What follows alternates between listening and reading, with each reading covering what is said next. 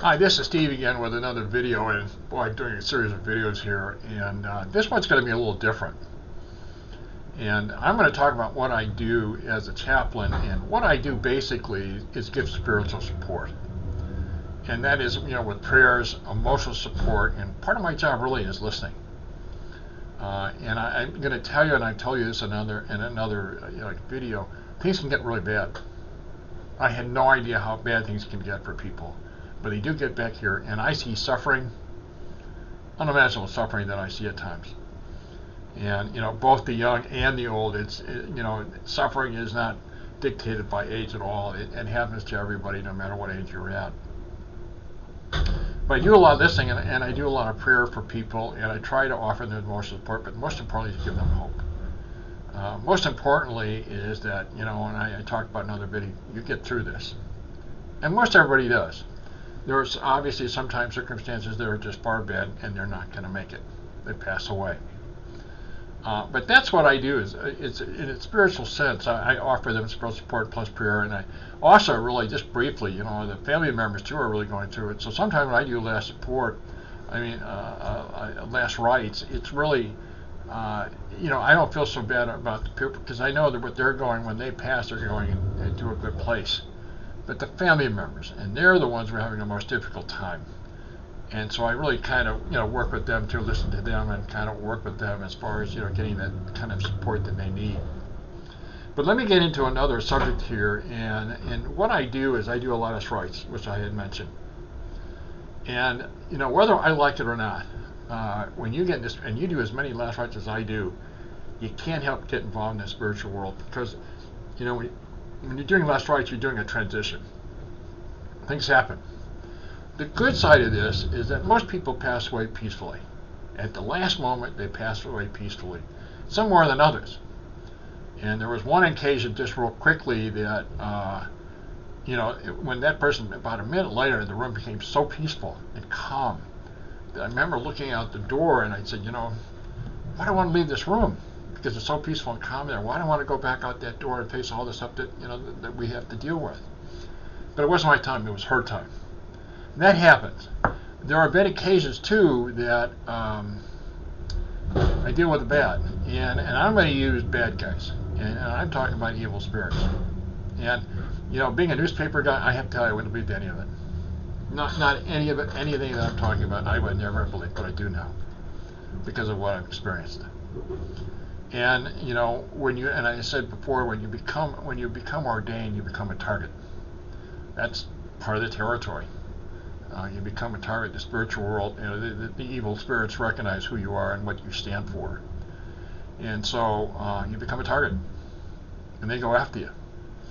But let me, and the other thing I'm going to tell you just right up front, this is extremely rare. It doesn't happen very often. Most days said people die peacefully, but every once in a while things do happen.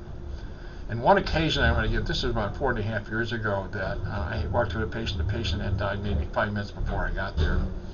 When I walked in that room, it was just the patient and the person who had passed away. That room was full of tension. And now instinctively I knew what I was doing with the evil spirits, the bad guys. And what they did to me, in other words, I have prayers that I know by heart.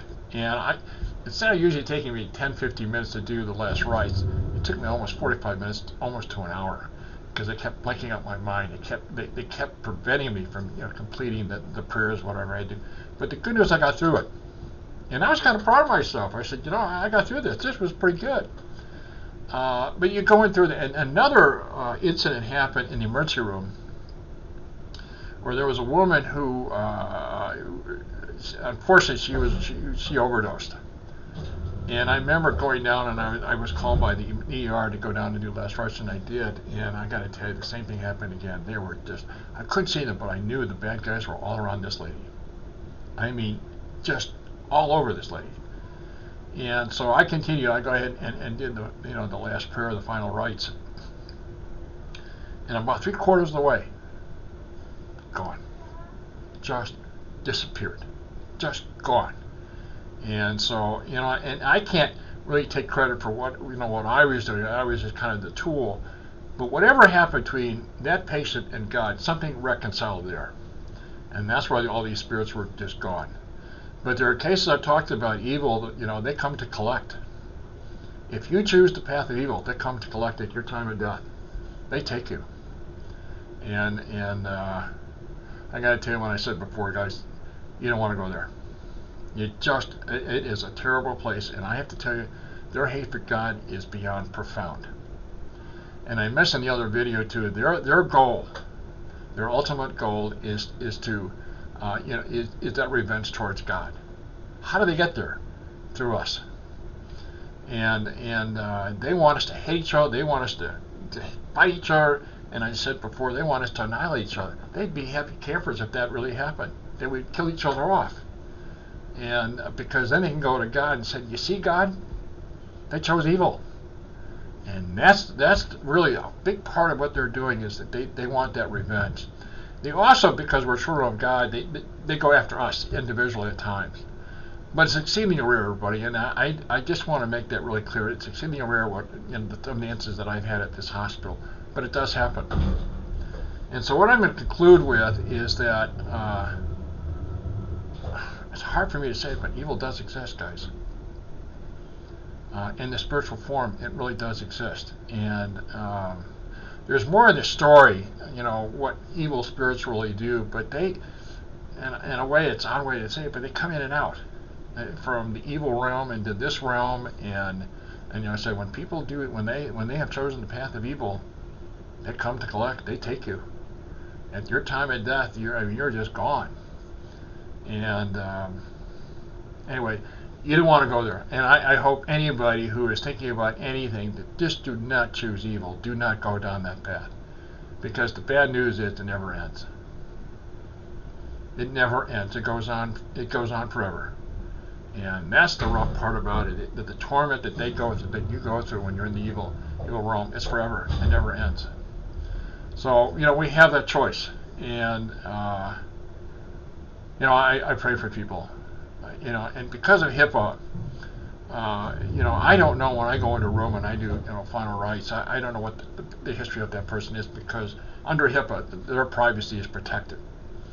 And so I kind of go on flying blind what's going to happen. But I can always tell, just sense-wise, I can just tell, a person lived a good life or kind of a rough life or whatever. You just kind of tell by saying most people die peacefully. And at the last breath, they die peacefully. Anyway, I'm going to end it here, and I hate to bring this up. I don't like talking about it, but it does exist, everybody. And as I said, I'm a newspaper guy in one sense, and I don't want to believe any of this, but I do now, because I've experienced some stuff. Rarely, and I want to put that, rarely, quotes unquote, it's rare, but it does happen. Anyway, I'm going to go ahead and close, and again, I'm always going to hope your day is going well, and again, I appreciate your time, and to the next video. All right, thanks very much. I appreciate your time again. Thank you again.